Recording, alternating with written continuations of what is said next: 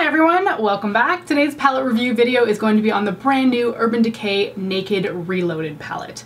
This video will include my full review, swatches, and 5 eye looks featuring the palette. So let's dive right into this review by talking first about the packaging. Urban Decay has changed it up a little bit with this one. The original Naked palette came in a cardboard packaging with sort of a velvety edge, but after that palette, all the rest of the Urban Decay Naked palettes have been in plastic packaging with a magnetic or snap closure. They've gone back to cardboard packaging with this one and a magnetic closure, but they've actually put this weird like cushiony material on the top. It feels like furniture. I don't know how else to describe it. It's a very strange sensation that you can push down in your palette and it feels cushiony. What I like what they've done with this palette though is that once you open it, they've actually gotten rid of the brush, which is amazing. I am so sick and tired of palettes having brushes in them, especially when they're double-ended brushes, because I have no way to store a double-ended brush that isn't going to ruin one side of it. So I'm really happy for them to have gotten rid of that brush because I just felt like we've seen enough of them at this point. No one needs another double-ended brush in their lives. What is interesting though is that even though they've gotten rid of the brush, it's not changed in size. These are still the same height. And I think it's just because instead of the brush space, they've pulled the eyeshadows down and then put Naked Reloaded across the top.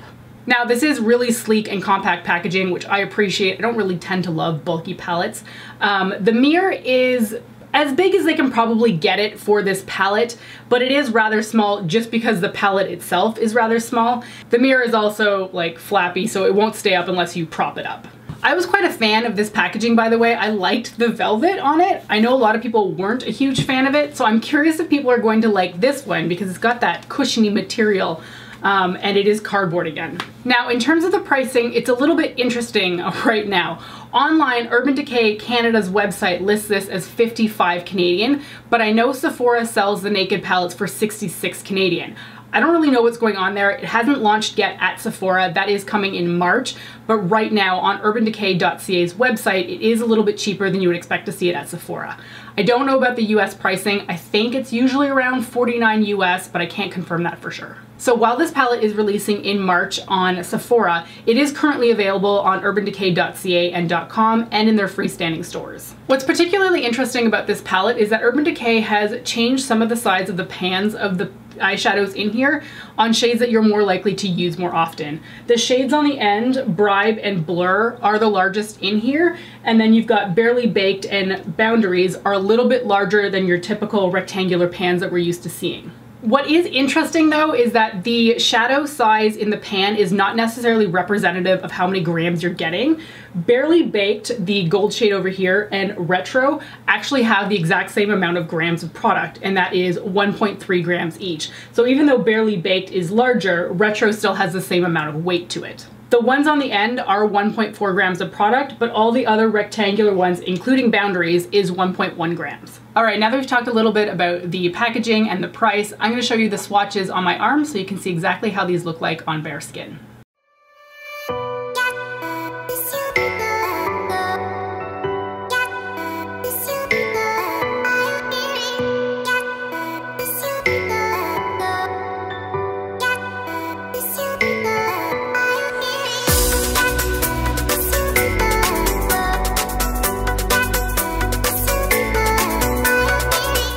Okay, so you've seen the swatches. I'm going to show you what this palette looks like in comparison to the original Urban Decay Naked palette as well as the Naked Heat, because I feel like it mostly resembles those two palettes.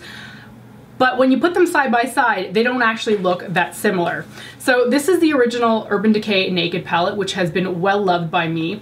And when this initially came out, and in comparison especially to Naked 2, I found this to be quite warm. However, when you compare it to the Naked Reloaded palette, it ends up looking quite cool in comparison. The Naked Reloaded definitely leans a lot more warm than I was expecting just based on swatches online. In comparison to between the two, you can definitely see that this one appears almost completely cool toned. I mean, I know it's not, but it definitely leans a lot more cool tone than the new Naked Reloaded. Now the other palette that I thought it was very similar to was Naked Heat, which I did like, but I felt like it was kind of a one-note palette because it's so warm and all of the shadows in here just didn't come out that differently on my eyes. However, when you compare these two together, you start to feel that the Naked Reloaded is more cool toned, and that's definitely true because the Naked Heat is very warm toned and it's very much a one-note palette. However, there is something with the Naked Reloaded palette that makes me think a lot of the Urban Decay Naked Heat palette, and that is that section right up here. There's like 4 or 5 shadows right in there that I feel are very, I don't know, representational of the Naked Heat palette, which makes me happy because I did like the quality of the Naked Heat palette and I like the idea of the shadows. I just felt like there was too much same. And I feel like this palette does a good job of taking elements from the Naked Heat palette and sort of presenting them in a more diverse fashion. Okay, now that we've gotten those two palette comparisons out of the way, let's talk a little bit about the shadows in depth here. Urban Decay has done a great job of finally incorporating more mattes into their palettes. When the original Naked palette launched, I feel like we weren't really aware of matte shadows versus shimmers, and that palette was heavily focused on shimmers. So much so that you really only had 2 matte brown shades, and over time it became kind of problematic to create looks with it, especially for me who really likes matte shadows. So what they've done with this one is incorporated a lot more matte shadows. There are 5 true matte shadows in here. This one is almost a matte shadow. It's more towards a satin, but for all intents and purposes, it pretty much behaves as a matte shadow. I do like that they've made larger pans for shadows that you're more likely to be using more often. This one over here, Bribe, is the perfect brow bone highlight shade for me during the winter, and this one over here, Blur, is a little bit darker and will work better for me throughout the summer. You have a bunch of matte transition shades in this palette, which really makes me happy because I like to have variety in that respect. The shades that I think most people are going to gravitate towards are Bucked and Boundaries. I do find that these are quite similar in practice. Bucked does look a little bit more cool toned, and it is showing up very cool toned in the viewfinder. But in person, I feel like it is a little bit more warm than you're expecting. It's just when it's sitting beside Boundaries, Boundaries looks a lot more warm toned in comparison. However, the crease color that I am really excited to be using, or transition color, whatever you want to call it, is Retro over here. I was so excited to see this color in this palette because this is the kind of crease color that I want to be wearing, and that's what I have through my crease today. It's a beautiful shade and it's definitely the most vibrant in this palette, but I feel like it really brings something important and necessary to this palette because this whole thing is very neutral, and as somebody who loves a lot of color, a neutral palette doesn't always necessarily grab me right away, but when I see a pop of like a bright peach, I'm immediately drawn to a palette because of it, and I feel like that color can help amp up a lot of looks. So I was really happy with this color because I found myself really excited to use it. Angel Fire over here is another gorgeous shade. It's kind of like an icy peach. It's really beautiful. That one's on the inner third of my eye right now. I like to use that one wet because I feel like it brought out a lot of the sheen of it. You can use it dry. I did, I think, put it on the inner corner of my eye one time and I liked it that way. But to bring out that color impact, you should definitely be applying it wet. One color you have to apply wet, and this one freaked me out, is Dreamweaver down here. I'll put up a picture on the screen, but I applied this dry initially and I was like, what is wrong with this eyeshadow? It doesn't look anything like how it appears in the pan. So then I wet my brush and applied the shadow damply to my eye, and it was like a totally different effect. The shadow looks completely different, dry or wet. So I would say definitely apply Dreamweaver wet because otherwise it just kind of looks not that great. There's 2 shades in the middle here that I thought were going to be very similar on the eye, but ended up acting quite differently, which made me happy. That would be Reputation and Burn. And I was convinced that Burn was actually in the Naked Heat palette because the name sounds like it and it looks like it too, but that shadow is not in the Naked Heat palette, so this is a brand new shadow for this palette. Now, the color that you're pretty much gonna have to use every single time to deepen up your look is the shade Endgame here. It's a matte dark brown and it's beautiful, but I feel like I wanted a color sort of between this and the crease colors, because you go from like quite a dark shade to sort of medium to pale browns, and I would have liked something a little bit in between. I would have also appreciated having a shade that was a little bit more cool toned in the crease. Again, I know Bucked is looking quite cool toned right here, but in performance, I don't feel like it looked that different from Boundaries. And when you've got such a cool toned shadow here, Dreamweaver, I feel like you need a little bit more of a gray cast for a transition color. I mean, it does work with these colors, but I think it's strange that they made them quite warm overall. In playing with all this, I actually really enjoyed all of the shadows. I felt like they were really good, especially once I learned that some of them basically needed to be applied wet. The only one that I felt was kind of weird and hard to work with was Distilled. It's very dry, and I felt like whenever I stuck a brush in it, it just didn't pull a lot of color off onto the brush. I think I only used it once, but I was just not impressed with it, so I didn't want to go back to it. But that's the only one in here that I really feel is kind of a dud. The rest of them are really nice, and I was really impressed with how they looked on the eyes. All right, now that I've talked about the shadows in depth, let's take a look at the 5 eye looks that I created using this palette. The first look uses Blur through the crease. This color is pretty much gonna have to be a brow bone highlight shade for me in the summer. I didn't feel like it did a whole lot through my crease, so I added Bucked through the crease as well because I did need some kind of a transition color that was going to show up. I then applied Dreamweaver on the lid, and this is the shade that I realized has to be applied wet because it just doesn't look like much when it's applied dry. When it goes on the eyes wet though, it's really impressive. It's kind of like a gray silver cast brown. It's really neat. I then put Endgame on the outer corner and along the lower lash line. I applied Angel Fire to the inner corner of the eye, and then I put Bribe on the brow bone. For look number 2, I put Bucked through the crease and then Barely Baked on the lid. I put Distilled in the crease, and this is the shade that I feel like was very difficult to work with. I just feel like it's already almost got hard pan in the palette, so I struggled a bit with that one. I've got Endgame on the outer corner as well, and then Bribe on the brow bone.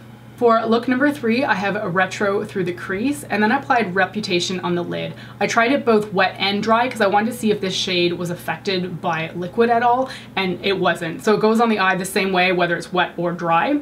I then applied Endgame on the outer corner and then Bribe on the brow bone. And I really like this look. This is one of my favorites that I created using this palette. I feel like this look is very representational of the Naked Heat palette, even more so than using the Naked Heat palette actually was. I feel like Retro really makes this eyeshadow look pop, and I wish that color had been in the Naked Heat palette.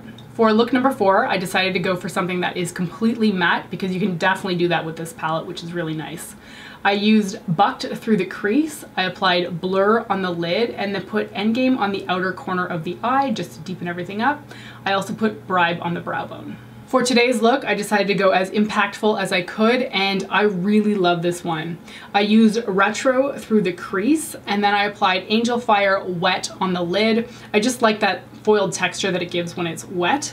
I then put Reputation beside Angel Fire on the middle of my lid and then blended between the 2 shades. I then put Burn on the outer corner of the eye and dragged that through my crease, blending that into Retro. I took Endgame and put that at the very outer corner of the eye just to deepen everything up. And it's funny, this is a very shimmery eye look, but I feel like it's not too overpowered with shimmer, and it's probably because the crease color is kind of toning down the amount of shimmer that you're seeing. Also because I've got hooded eyes, so it's not standing out as much. I took Burn and applied that all along the lower lash line, and then I took Retro and put that at the edges of Burn and pulled that up to the outer corner of my upper eyelid. And of course, I've got Bribe on the brow bone as well. I am astonished with how much I like this look. I think it is beautiful, and it's not a look I expected to get out of this palette at all. And I truly think that it's down to mostly the color Retro. That adds so much dimension to this palette, and I'm really happy that they've included it. All right, you've seen my swatches, you've seen the 5 eye looks that I created using this palette, as well as my thoughts on every shadow in there. And I have to say, I'm so impressed, and I'm so happy that I'm impressed. I went into reviewing this palette with a really negative attitude, to be honest. I love the original Urban Decay Naked palette, and I did not want them to replace it. I thought it was a weird move. I don't know why they were discontinuing it, especially when one of their claims to fame is that an original Urban Decay Naked palette is sold every 8 seconds. I'm sure that's tapered down over the years, but if you're still making that claim, why are you removing it? You know, like, it just seemed weird. But I actually think this is a good successor to the Naked palette. And I wasn't expecting to feel that way at all. I thought I was gonna get this palette, use it, and be pissed off, to be honest. And that's not been my reaction at all. I have really enjoyed using this, and I do think it's a worthy palette to replace the Naked palette, which is shocking because I did not expect to be saying that. For me, part of what makes this so special is the fact that there are elements of the Naked Heat palette in here that are so good. This section here is wonderful. I found myself gravitating towards that, and I really liked the eye look whenever I used it. These crease colors are fantastic. They're the kind of warm brown colors that I want to be using on my eye, and I do like that they've got so many matte shadows in here. I think that that's really what the community wants now. No longer are we just invested in shimmer shadows. We want a lot of mattes in our palettes, and Urban Decay has been answering that call for quite a while now. Like their Naked Heat palette had a lot of mattes, their Naked Cherry had a lot of mattes, and for them to redo the original Naked palette and throw more mattes in there, I think that was a smart move and utterly necessary. I don't tend to rave about neutral palettes very often because they don't tend to get me excited, and for me to feel so good about this palette makes me happy. I don't know how else to put it because I love that original palette so much that I thought I was gonna hate this thing, and for me to actually really enjoy it makes me super happy. So I hope other people are going to be excited by this palette too, even if you love the original one. And I mean, I'm not getting rid of my original one anytime soon because I will use that thing until it dies a very slow death, but I'm happy to have this one, and I do think that it is worth investing in. I think it's a great palette. Personally speaking, I'm not in love with the packaging. I think it's kind of hideous, to be honest. I don't love this plush thing that's going on. It's just very strange to me. But I do like that they've gotten rid of the brush because I've had it with brushes and palettes. They're so unnecessary at this point. So I mean, you win some, you lose some. The shadows are what's important though, and I feel like they are definitely worth your money, and I am so happy with this palette. So that's gonna be it for my Urban Decay Naked Reloaded palette review. I hope you found this helpful. Let me know if you're interested in this palette and if you're going to be picking it up. Thanks so much for watching today's video, and I'll see you next time. Bye!